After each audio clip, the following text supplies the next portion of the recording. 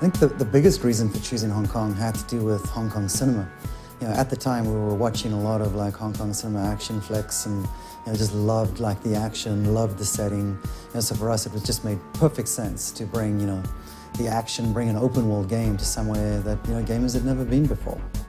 Got this meshing of cultures. You've got the Eastern culture and the Western culture. The Western culture being the British involvement in Hong Kong, and how those two cultures have sort of been fused together over the past century and a half. It has really shaped that city. You have the crazy extremes and the crazy characters just there for your enjoyment. Watching movies, we all love watching action movies, but that wasn't enough. And reading books, and there are lots of them about the cops' relationship with the triads, that wasn't enough. We wanted to go there and experience it and understand not just what it meant to be there, but the elements that they could bring back. For the first time, we experienced the city through the viewfinder of our cameras, so we were just taking photos non-stop. There are parts of the city where it felt like you're just walking in a canyon of signage, you know what I mean? And then from there, the following day, you go to a different part of the city where it feels vast and open and modern. And you're seeing a building that's over 100 stories tall, and next to it, there's a tiny little temple.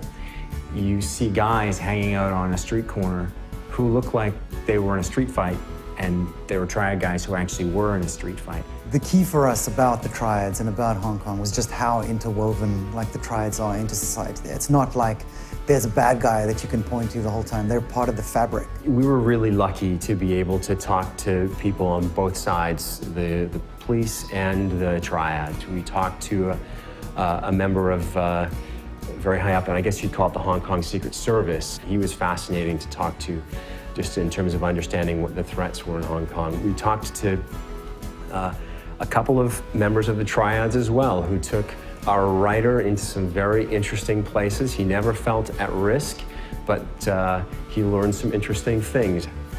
We heard a story when we were there with one of our contacts driving around the city. He told us about a particular entertainment figure who, during his program, had said some rather nasty things about one of the local triad leaders, and that this guy was chopped. Chopped being the term of being attacked by a triad but left alive. No sooner had he told us the story than we drove around a corner and he said, well, there he is. And sure enough, there was this guy walking down the street who we passed, who was years after the attack, but very visibly limping and very visibly maimed. Hong Kong has such a kind of chaotic and multi-layered architectural approach to it, which allowed us to do many new things with the way the player traverses the environment. But we've basically taken the essence of the city, the essence of the lifestyle, and designed all of our gameplay mechanics around that so that we can basically embrace the culture, but also create an experience where players will actually feel like a, gangster. Hong Kong is an island, and what we did was create an island with 4 separate neighborhoods. North Point, which is where you start the game, which is more reminiscent of Kowloon. Central Hong Kong, very famous skyline. Kennedy Town, built on the side of one of the hills in Hong Kong, more of an affluent neighborhood. And then Aberdeen Harbor, around the back of the island. The traffic is on the left-hand side of the street.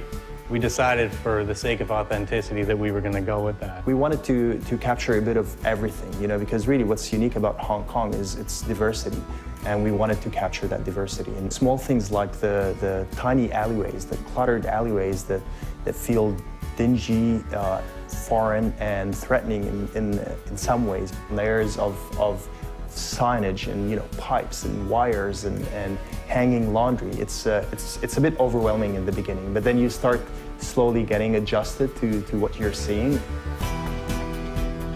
If you want to spend time just roaming around the island, enjoying the races and the mini games and the events and favors and shopping and all that kind of stuff, then that's entirely there for you to do.